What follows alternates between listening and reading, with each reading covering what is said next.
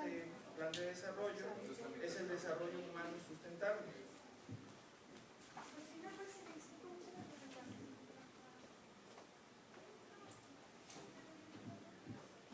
La elaboración del Plan Nacional de Desarrollo estuvo sustentada en gran medida en la perspectiva del futuro, de acuerdo con lo establecido en el proyecto de visión México 2030. Para alcanzar el desarrollo humano sustentable se propuso la participación corresponsable de los poderes ejecutivo, legislativo y judicial, de los gobiernos federal, estatal y municipales y las organizaciones sociales, del sector privado y el educativo. Como les comentaba, aquí hay algunos de los programas sectoriales y especiales de la Administración Pública Federal. Bueno, cada uno de ellos no vamos a mencionarlos, pero también para que tuvieran una idea de algunos de los programas en los que se ha estado trabajando en las diferentes instituciones y cómo todos ellos tienen un punto en particular sobre esta parte del cambio climático y acciones. Ya lo mencionaba tanto Andy como Edith, la estructura de la CIC, la Comisión Intersecretarial ante el Cambio Climático. Bueno, esta es la estructura septiembre del 2012, la cual con la nueva ley ya también cambió.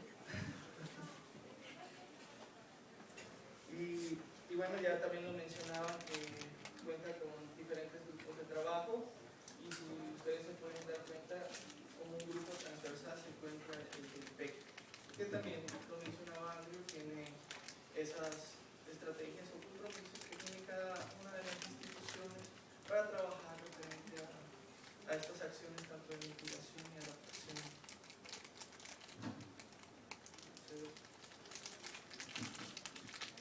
Ahí se describe un poco más lo que es el PEC. Para describir las instituciones, ahí se encuentra. Les puedo platicar un poco de lo que estamos trabajando nosotros dentro de las metas del PEC. Una de las metas del PEC que nosotros tenemos en el Instituto Nacional de Ecología es la elaboración del Acta Nacional de Vulnerabilidad ante el Cambio Climático, y esto lo estamos haciendo con diferentes instituciones.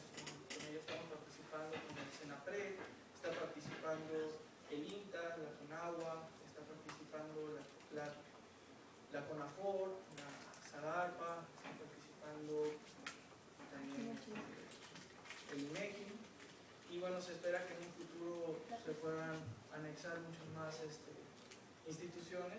El objetivo de este Atlas Nacional de Vulnerabilidad, bueno, es poder hacer una herramienta de evaluación de la vulnerabilidad en los diferentes sectores de los diferentes sectores en México, ¿no? Y es poder ver en qué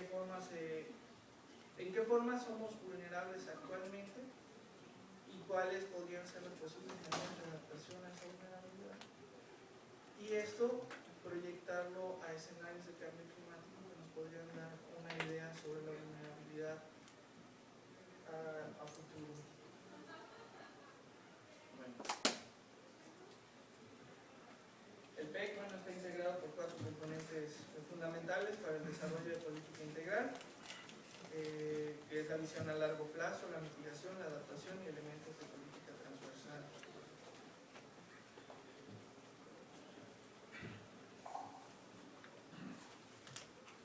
Ahora ya entrando a lo que eran los programas de acción, programas estatales de acción ante el cambio climático, bueno, estos también son instrumentos de apoyo para el diseño de políticas públicas sustentables y acciones relacionadas en materia de cambio climático a nivel estatal, además de ser un elemento importante para la política de cambio climático en México.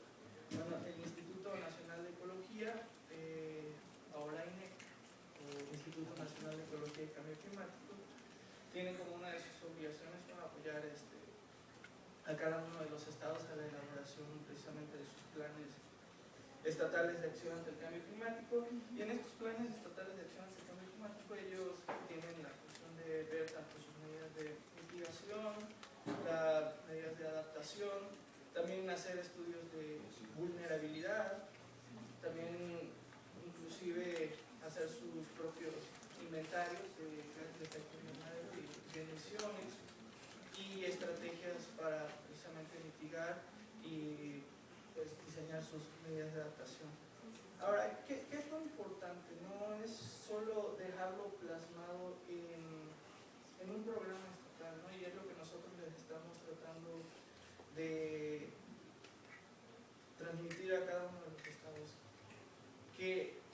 todo lo que ellos están desarrollando y los estudios que están realizando en medida de mitigación y de adaptación es llevarlas a cabo, ¿no? Que no se quede solo en el papel, sino que se tomen esas acciones, y muchas de esas acciones ya se están realizando sin saber que son precisamente acciones de medidas de adaptación o de mitigación.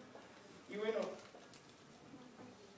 ahí podemos observar en el mapa, esto es lo más actual que se tiene referente a los PEC. Se tienen 8 concluidos, 22 en desarrollo, y hay 2 entidades en planeación.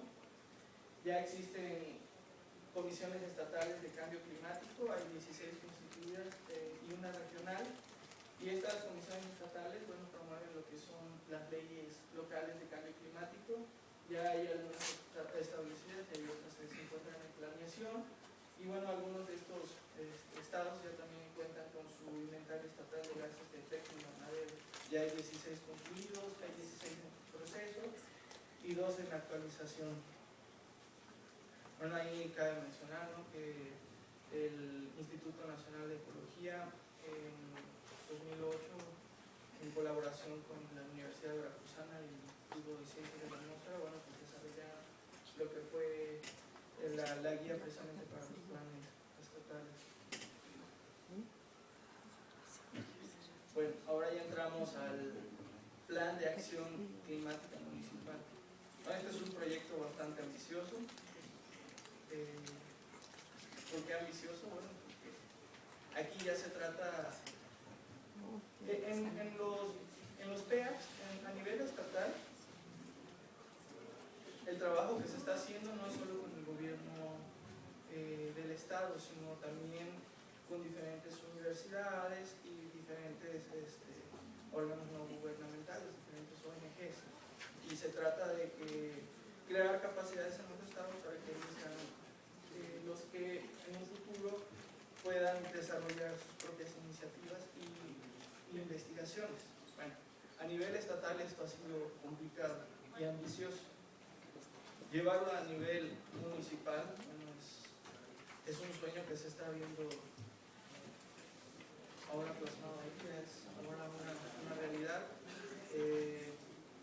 Se está tratando de crear conciencia en cada uno de los municipios, en que ellos reconozcan a qué son vulnerables, por qué son vulnerables y qué es lo que deben de hacer para disminuir esa vulnerabilidad, en qué forma ellos pueden mitigar pues, sus emisiones de gases de efecto invernadero y hacer un pequeño inventario precisamente de sus emisiones, ¿no? Ellos reconocer cada una de las áreas en las que ellos están, en las que ellos pueden tomar acción. ¿Por qué es importante llevarlo a nivel municipal? Bueno, nosotros empezamos primero a nivel nacional, tener una visión de cómo se encontraba nuestro país a nivel nacional. De hecho, tenemos el inventario nacional de emisiones de gases de efecto invernadero, está la estrategia nacional de adaptación, todo a nivel nacional. Pero realmente nuestro país cuenta con diferentes características y tiene diferentes niveles de necesidades en cada una de las áreas. Entonces, llevarlo a nivel estatal pues ya nos da una idea más clara de cuáles son las diferentes necesidades de los estados, pero llevarla ya a nivel municipal ya nos da una película súper detallada de cuáles son las necesidades de cada uno de los municipios. Si nosotros contamos con información buena y detallada de cada uno de los municipios, en un futuro a nivel nacional nosotros podemos tener información bastante relevante y que se puede ocupar para estudios muy profundos, los cuales podrían ayudar a entender realmente cuáles son las acciones que se tienen que tomar en este campo.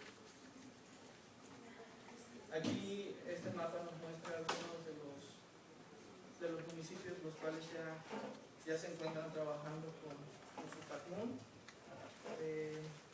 Bueno, al 2012 se cuenta con una unidad implementadora en el INE, una guía para la elaboración de PACMUN y 9 PACMUNes finalizados y 60 en proceso de elaboración.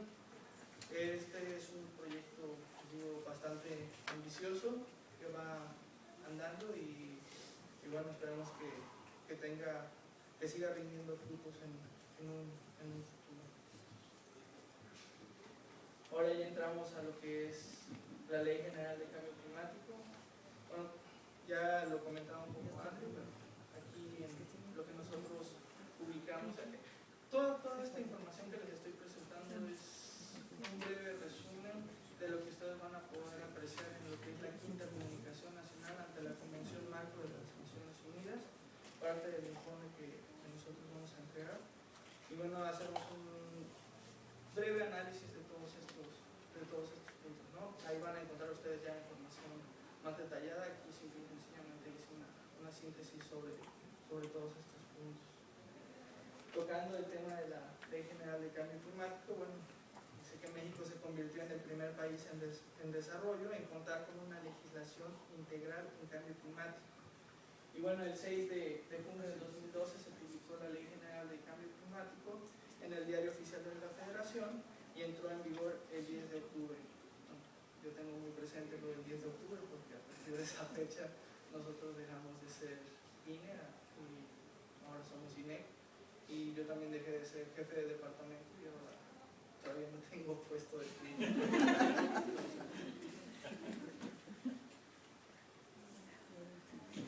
Algunos de los principales aspectos del decreto de la Ley General de Cambio Climático se encuentra precisamente en implementa los tratados y protocolos de los cuales México es parte y armoniza la normatividad del país con los avances en la negociación y acuerdos internacionales, define un nuevo marco institucional, pues establece la concurrencia de los tres órdenes de gobierno a través del Sistema Nacional de Cambio Climático. Además, se eleva a rango de ley la Comisión Intersecretarial de Cambio Climático, que será asistida por el Consejo de Cambio Climático, y se crea el Instituto Nacional de Ecología y Cambio Climático. Consta de dos ejes rectores.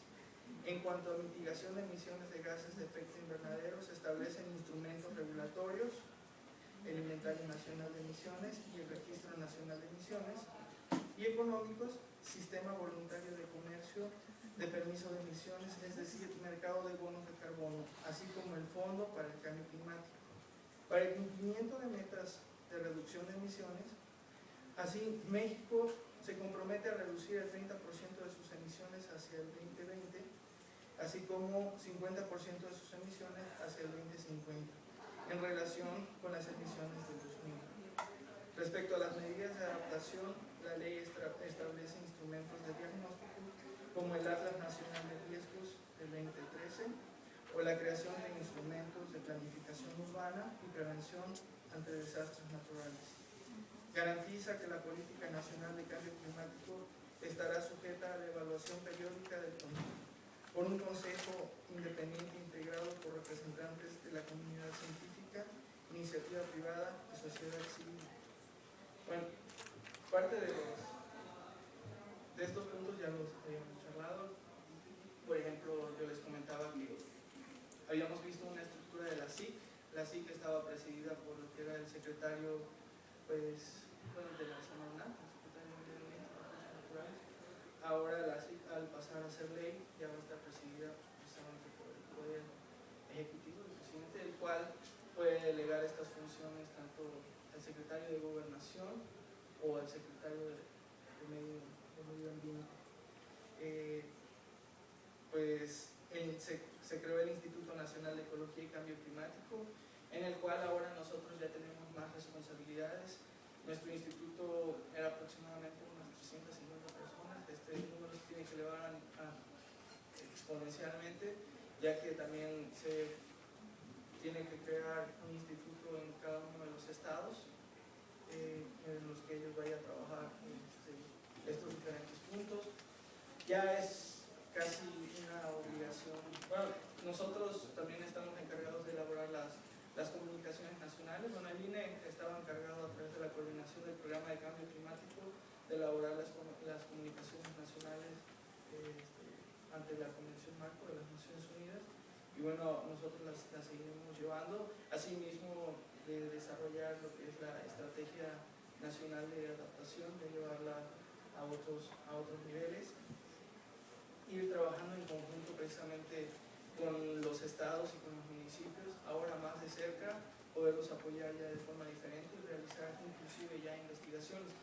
Muchos de la forma en que nosotros trabajábamos en el Instituto Nacional de Ecología era a través de otros institutos donde nosotros conseguíamos recursos de diferentes organizaciones o otros países o fondos y desarrollábamos estudios de interés, por ejemplo, las metas del PEC, las que necesitamos desarrollar, o estudios, por ejemplo, el que se está desarrollando precisamente con el Banco Mundial, de humedales costeros, adaptación a los humedales costeros en el Golfo de México. Este es un proyecto a nivel nacional, pero con recursos internacionales. Tiene un fondo de $4,5 millones, en el cual está participando el Instituto Nacional de Ecología, con el Instituto Mexicano de Tecnología del Agua, con la CONAM en algunos puntos, y está trabajando con algunos gobiernos locales, como es el del estado de Tamaulipas, de Veracruz, de Tabasco y bueno, en Quintana Roo. Aquí se tomaron 4 sitios piloto con diferentes características y con diferentes necesidades en los humedales. Ya lo comentaba Edith, cuál es la función principal de los humedales. Bueno, es el contener el impacto de los huracanes, pero asimismo también las mareas altas y tienen una gran biodiversidad, ¿no? Lo que nosotros estamos tratando de hacer con este proyecto es implementar unas medidas a lo largo de aproximadamente 5 años se han desarrollado diferentes estudios para primero identificar cuáles eran los sitios principales, ¿no? Cuáles eran los principales humedales y los que podían tener mayor impacto por el cambio climático. Ahora llegó el momento ya de pasar a la siguiente fase, donde estos estudios se tienen que llevar ya a la implementación, y esa es en la fase en la que estamos nosotros. Ahora ya vamos a implementar estas medidas de adaptación, y eso es lo que sigue precisamente. El objetivo de esta ley es ya no solo realizar estudios, sino llevarlos a cabo, ya ver los resultados de todos esos estudios. Si ustedes pueden ver en el nivel nacional, pues se cuenta con estudios, infinidad de cosas, pero muy pocos son los que realmente ya se han llevado a la implementación. Bueno, ese es ahora el objetivo, ya no solo dejarlos plasmados en papel, sino volverlos una realidad. Y bueno, uno de los proyectos que ya se está implementando es este de los humedales. Hay otros proyectos que están implementando otras instituciones, precisamente lo de los corredores biológicos. Y bueno, simple y sencillamente lo que se trata es no solo el gobierno federal, el gobierno estatal, o los gobiernos estatales o municipales o ONGs son los que tienen que tomar acciones, sino, bueno, tampoco los institutos, sino cada persona necesita crear conciencia de qué es lo que está pasando y que cada uno de esos cambios tiene impacto en lo que uno vive en su vida diaria. Ustedes ya escucharon un poco de lo que yo he desarrollado a lo largo de mi carrera. Bueno, he sido investigador en el Departamento de Tormentas Severas en la NOAA, he trabajado en la Secretaría de Marina y bueno, ahora aquí en el INE. A lo largo de todo esto yo he podido pues vivir los diferentes fenómenos meteorológicos. Me ha tocado estar dentro de huracanes, me ha tocado seguir tornados, me ha tocado precisamente pues ver la degradación de las costas. Entonces todo eso lo que ha hecho en mí es crear sensibilización, y cuando oigo o veo o leo sobre estos temas, pues hay una pasión en mí, y es precisamente eso es lo que se tiene que crear en ustedes, una sensibilización, es sensibilizar a cada una de las personas referente a este punto, para que cada una de las acciones que ustedes hagan en su casa se va a ver proyectada en un futuro a nivel inclusive mundial. Bueno, es parte de reflexión. Yo lo que les decía era que este era un tema complicado porque yo no les mostré mapas, que esa es mi pasión, analizar mapas, ver escenarios de cambio climático. Por ejemplo, lo que mostraba Edith en una de las proyecciones, bueno, las proyecciones siempre de escenarios de cambio climático pues se basaban en lo que eran medidas de mitigación. Ahora las nuevas proyecciones ya toman en cuenta lo que son las medidas de adaptación.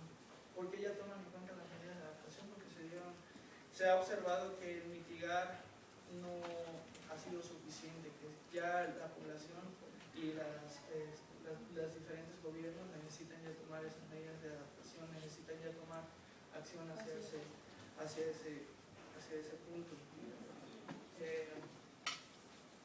Bueno, también los escenarios proyectan disminución en lo que es la precipitación en diferentes zonas, y pues se puede observar que si uno ve los registros en las estaciones meteorológicas, la precipitación sigue siendo aproximadamente la misma o más. ¿Qué es lo que ha variado? Pues la distribución en el tiempo de esa precipitación. Lo que antes llovía en un mes, ahora llueve en un par de horas, ¿no? Entonces, al no ser tan constante la precipitación, los suelos se han compactado, y eso lo que provoca es que no haya tanta fertilidad, que haya mayor escurrimiento. Pues lo que ha sido la deforestación, y si nosotros queremos reforestar, pues no es un proceso tan fácil, no es algo tan sencillo. ¿Por qué? Porque las condiciones del suelo han cambiado. Las condiciones del suelo ya no son las mismas a cuando estaba el bosque. Entonces se tienen que no solo reforestar con cierto tipo de especies particulares del área, sino que necesitan hacer estudios pues mucho más profundos de ver de qué forma se puede regenerar el tipo de suelo para que en un futuro vuelva a sus condiciones normales. Entonces, son parte de los estudios que nosotros estamos realizando para esta quinta comunicación nacional. Nosotros en la parte de vulnerabilidad y adaptación, que es el área donde yo pertenezco, hicimos diferentes estudios, unos referentes a sectores prioritarios que nosotros identificamos como el sector hídrico, el sector forestal, el sector agrícola, asimismo lo que mencionaba Edith sobre las especies invasoras, también las especies de polinizadores.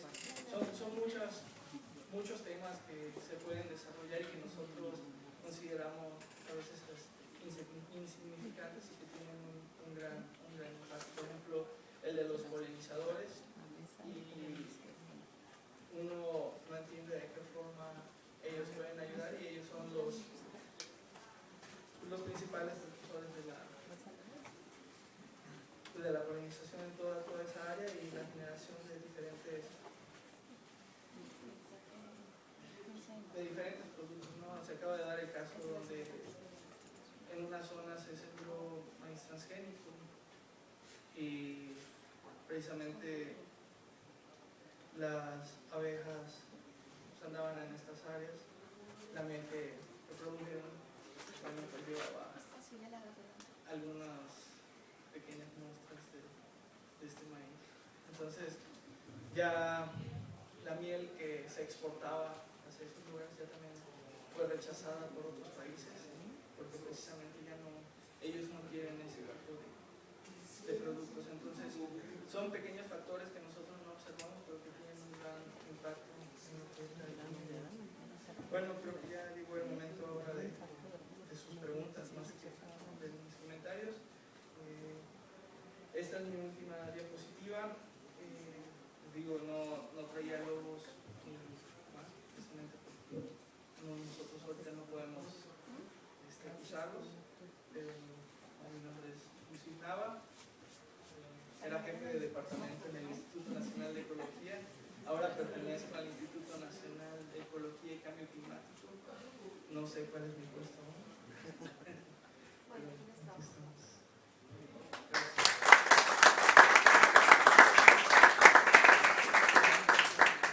Gracias. después de las muy interesantes pláticas de los ponentes, pues los invitamos a que pasen a la mesa para que demos inicio a la parte de interacción con el público y puedan preguntarles las dudas que tengan. Con ellos hay preguntas. ¿Existen preguntas? Adelante, por favor.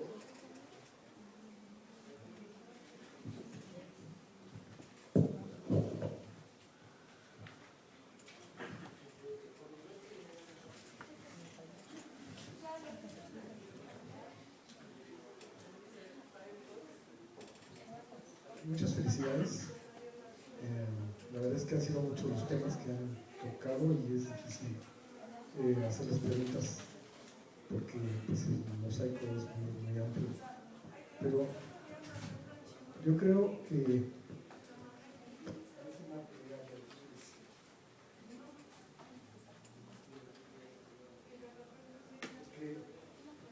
porque hablan de un mundo que no conozco. Ayer en la tarde escuchábamos la desvinculación o la falta de coordinación de las instituciones públicas y ustedes nos hablan de un mundo feliz. Tan solo en nuestra ciudad universitaria tenemos la REPSA y ni siquiera nuestras autoridades saben los retos que tiene la REPSA y los problemas. Ni siquiera la comunidad universitaria se involucra en los problemas.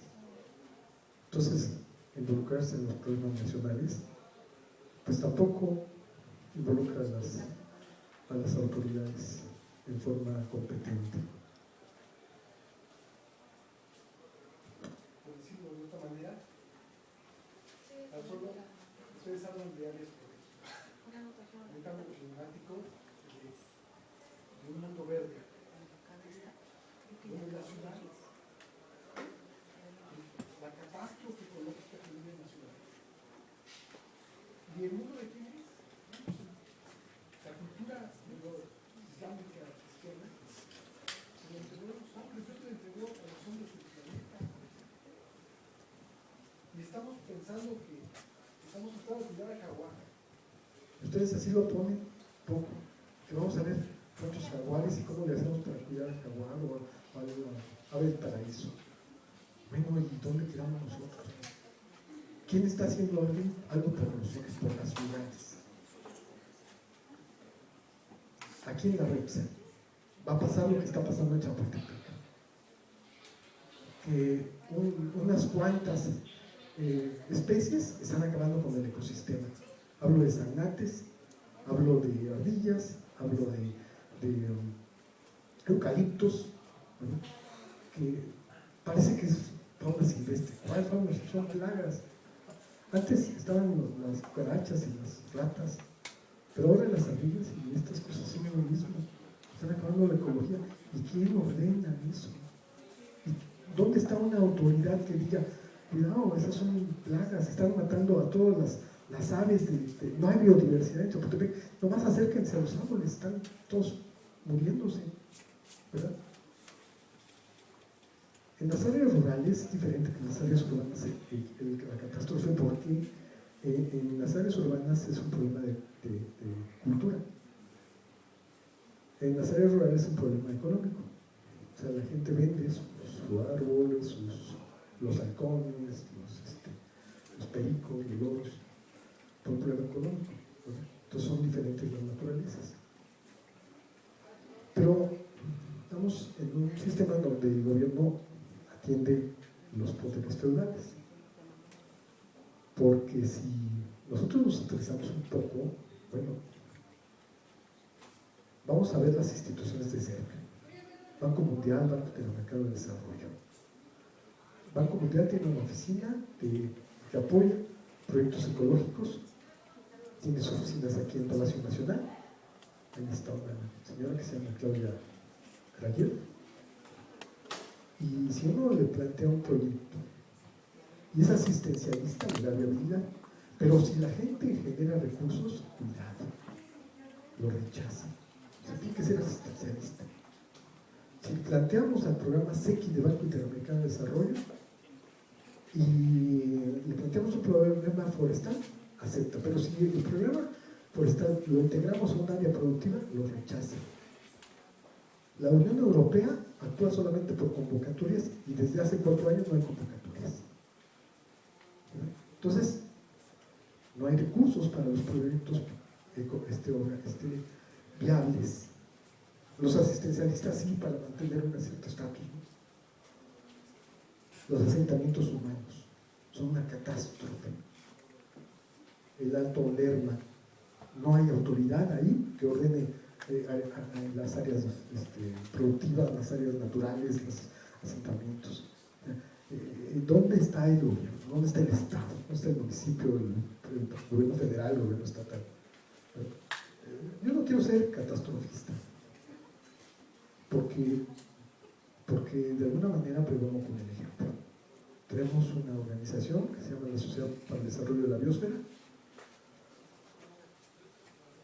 y ahí nosotros tenemos 4 ejes de trabajo, porque pensamos que el problema ambiental se resuelve cuando la gente resuelve primero sus problemas. O sea, no le vamos a pedir que cuide los pajaritos si no tiene para comer. Entonces, primero le damos de comer y después le pedimos que cuide los pajaritos. Entonces, tenemos un programa que tiene ecoturismo, que es exportación de productos orgánicos, que tiene desarrollo de reservas protegidas para fauna, flora, endémica, migratoria y en peligro de extinción, y una cadena de escaparates de productos orgánicos en Europa. Solamente necesitamos 2 tienditas, pero chiquitas, 2 establecimientos, ponerlos, y están autorizados para ponerlos en Alemania, y no podemos poner las tienditas, ¿sí? Porque no hay recursos. Así se va a favorecer, no sé, otras zonas de otros países, otras cosas, ya no se diga celebrar el bicentenario, porque se derrochan unos recursos, pero programas productivos que podrían ser variables, porque me gustaría que alguien me dijera que no son viables, porque entonces ya me callo, ¿no? Pero se han hecho con gente especializada y no hay recursos para eso, y solamente necesitamos 2 tienditas, ¿no? Y tenemos otro programa que aquí está en el póster verde, que está en la salida, que se llama Génesis en Casa, que establece hábitats de vida silvestre a escala residencial, como una especie de humas domésticas, en donde podemos salvar, pues, grillos, pero replantarlos en Chapultepec, porque antes Chapultepec era de los chapulines, ahora ya no hay chapulines en Chapultepec. Pues no solo chapulines, no hay abejas, no hay nada, no hay mariposas, ¿no? Es una catástrofe. Entonces, yo cuestiono esa armonía que ustedes hablan, porque encuentro en el gobierno una cerrazón hacia las ventanillas, sino una rígida estructura vertical. O sea, solamente el jefe les dice qué es lo que van a hacer, pues no los corren. Pero eso de democratizar y abrir una ventanilla y recibir solicitudes y una cuestión social, pues sí me gustaría que me dijeran dónde está. Yo no las encuentro. Entonces, esa es la forma en que nosotros hemos aterrizado. Tenemos una organización, una asociación civil, que es la Sociedad para el Desarrollo de la Biosfera, en la Sierra Norte de Puebla, no sé si la conocen. Es un clima privilegiado, es 2 temporadas de lluvias al año. La gente de la Sierra Norte de Puebla está aquí en México repartiendo papelitos porque no saben hablar castellano, pidiendo limosna. Y cuando les enseñamos las fotos maravillosas de su entorno, dicen, jodido. Saben unas cuantas palabras, esas se las saben. Y les enseña a uno así cosas que dicen, mira qué precioso. Y dicen, jodido. O sea, tenemos valores diferentes. Ellos ven en ese entorno una pobreza y nosotros vemos una riqueza. Entonces, ese es lo que estamos haciendo nosotros en la Sierra Norte de Puebla.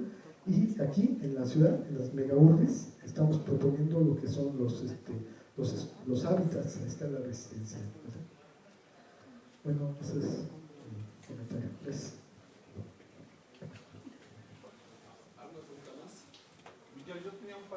curiosidades acerca de, ¿sí se me escucha? ¿Cómo están haciendo los inventarios municipales? Es que uno de los problemas que a veces la información la tienes en diferentes escalas y uno de los problemas es que quieres actuar rápido. Entonces el problema es que a veces tienes cierta información que te permite ver a cierta escala de todo el estado una serie de tendencias. Pero ya cuando quieres bajar esa información a escala municipal, ahí sí ya como... Entonces yo quería saber si están entrenando a las personas del municipio, si es un cuestionario que se entrega y quién lo responde, ¿no? Pues esa es una pregunta. Y la segunda pregunta que tengo es si en esta nueva estructura, por ejemplo con la FOR, o sea, por uno de los grandes problemas que tenemos es acaban de decir lo de la reforestación, ¿no? Yo tengo alumnos que están trabajando ese asunto, se gastan millones, yo no he visto un solo informe de cuál es el impacto de probarlo en la captura de carbono, en la reforestación, en el mantenimiento de suelos. Y no son 2 pesos, son millones, ¿no? Entonces yo quiero saber si estas estructuras ahora están incorporadas, porque son las que toman decisiones. Ustedes van a dar decisiones y una herramienta que se tiene es la utilización, por ejemplo, de programas como Probarlo, ¿no? Por poner un ejemplo de muchas otras cosas. Entonces, si me pudieran comentar, muchas gracias. Buenas tardes. Toco un poquito el tema muy brevemente, como indicaba mi compañera acá enfrente. Efectivamente, durante todo este periodo en el que va el Congreso, había un desfase. Ese desfase lo acaban de mencionar. Ayer se estuvo tocando un poco lo que fue el tema de regionalizaciones. Y obviamente se toca ese tema y es muy interesante por el tema que se están tocando de zonas protegidas, corredores verdes, no prácticamente como se le conoce de esta manera. Mi pregunta es, ¿con qué instituciones están trabajando para tener una visión hacia el futuro? ¿Por qué?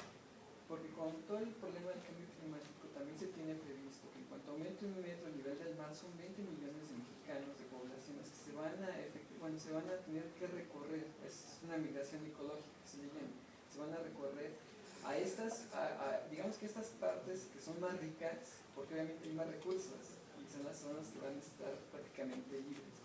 Entonces, bueno, la pregunta era esta: ¿con qué instituciones se están trabajando para poder prever estos escenarios al futuro? Porque, como lo comentaban, se están manejando a 30 a 50 años todos los programas. Pero, bueno, hasta ahorita no se ha visto que haya esa integración dentro de esa visión ecológica con la visión urbanista, que también acaban de comentar. Nomás es con quién están trabajando. Porque, curiosamente, ayer efectivamente, cuando se tocó el tema de regionalización, había un personaje de Sol, para no decirlo así, con nombres, de la administración de Sol del Alto Rango, con todos estos argumentos muy válidos, simplemente se defendió lo más que pudo y efectivamente terminó diciendo: no hay recurso que alcance para poder abarcar todo el territorio nacional. Incluso mencionó lo que es el alta de riesgo, porque también por ahí me comentaron cómo podemos bajar recursos para poder nosotros aportar nuestro granito de arena para que se haga todo este archivo que es necesario para complementar el alto de riesgo que va a servir como base para lo que acaban de comentar. Gracias. ¿Alguien más? ¿Alguna pregunta más?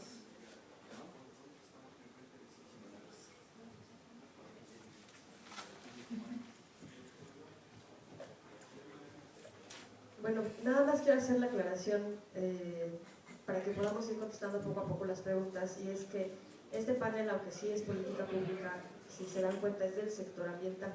Entonces, como se mencionó, pero igual lo ahondamos un poquito más, existe lo que se llama la Comisión Intersecretarial de Cambio Climático. Esta comisión involucra a 9 secretarías, si no me equivoco, de Estado, entre las que se encuentran nosotros, que somos parte del sector ambiental, pero también está Secretaría de Hacienda, Sedesol, Economía, etcétera, etcétera.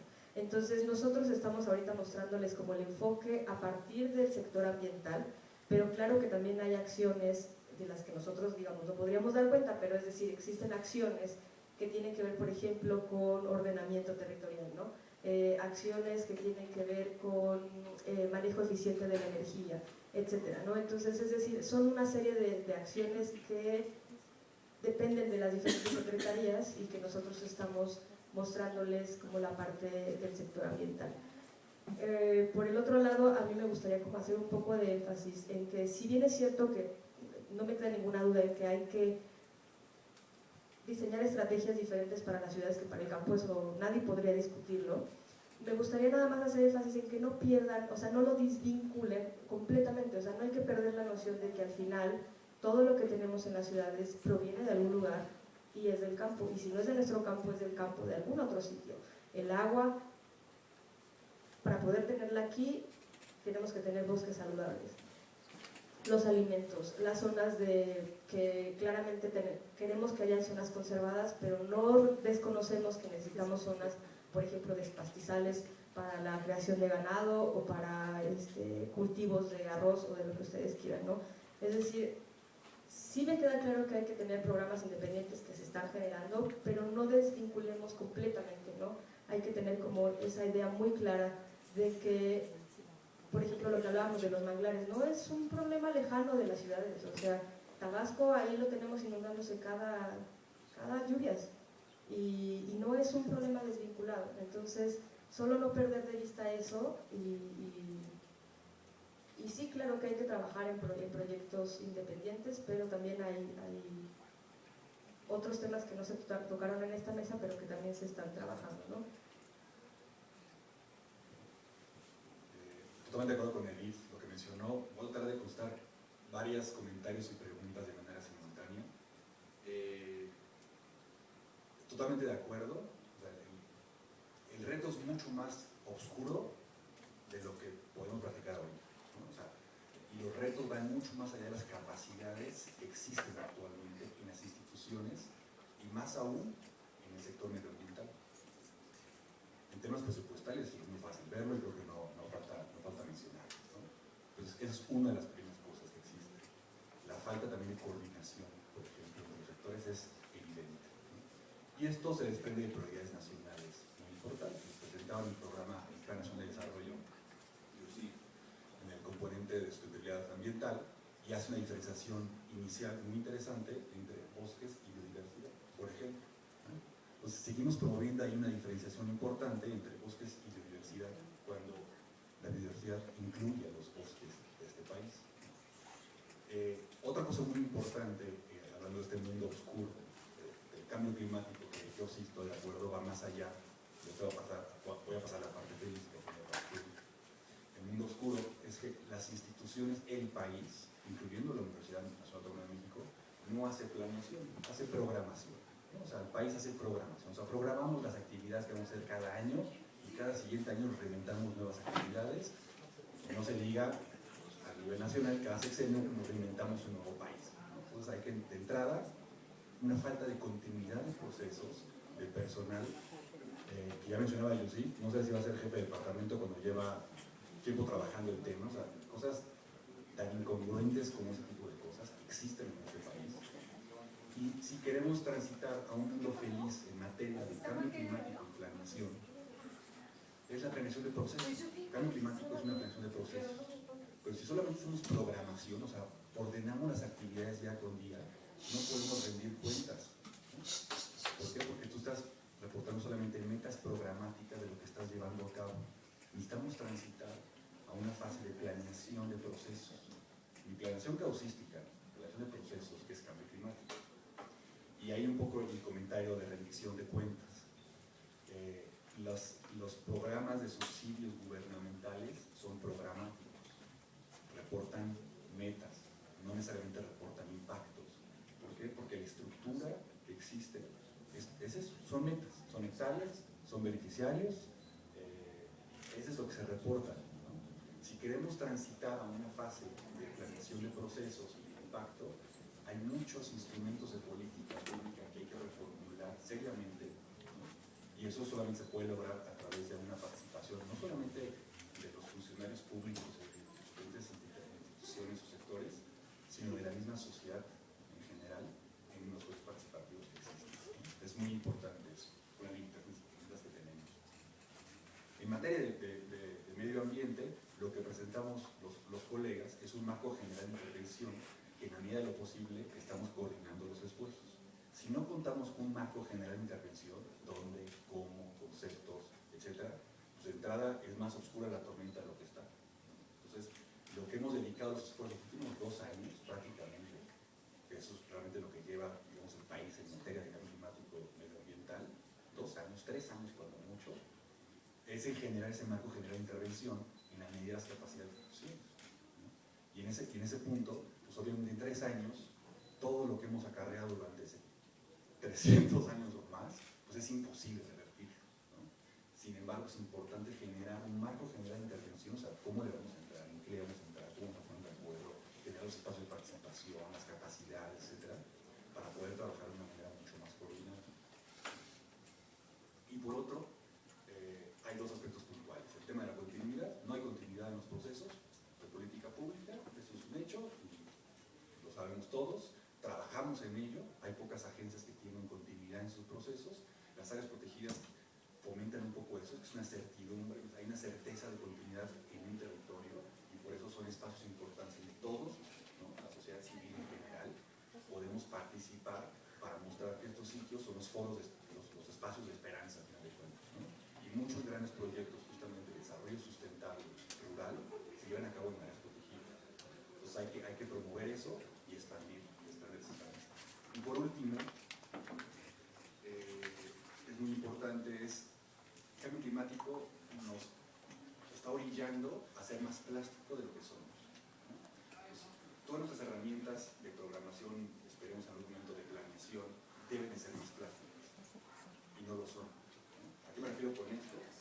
En el caso puntual de la Comisión de Áreas Protegidas, los programas de manejo de las áreas protegidas, que son el instrumento rector en teoría de planeación y ordenamiento del territorio, tardan muchísimo tiempo en elaborarse, proceso burocrático de consultas públicas, valoraciones, aprobaciones de diferentes niveles, etc. Necesitamos generar instrumentos más plásticos para hacer frente justamente a las incertidumbres que el cambio climático nos está ofreciendo. Entonces, no solamente es fortalecer continuidad de procesos, fortalecer las capacidades institucionales de los procesos, sino también las herramientas e instrumentos deben ser más plásticos frente a escenarios cambiantes. De manera general, lo que comentar las preguntas. Mi turno. Primero vamos a contestar la pregunta referente a los inventarios y bueno, todo lo que está trabajando a nivel municipal. Pues les decía, es un proyecto ambicioso, porque si a nivel estatal ha sido complicado que los estados tienen universidades y tienen mayores capacidades, ahora imagínense los municipios, ¿no? Entonces lo que se ha creado son cursos de capacitación precisamente a identificar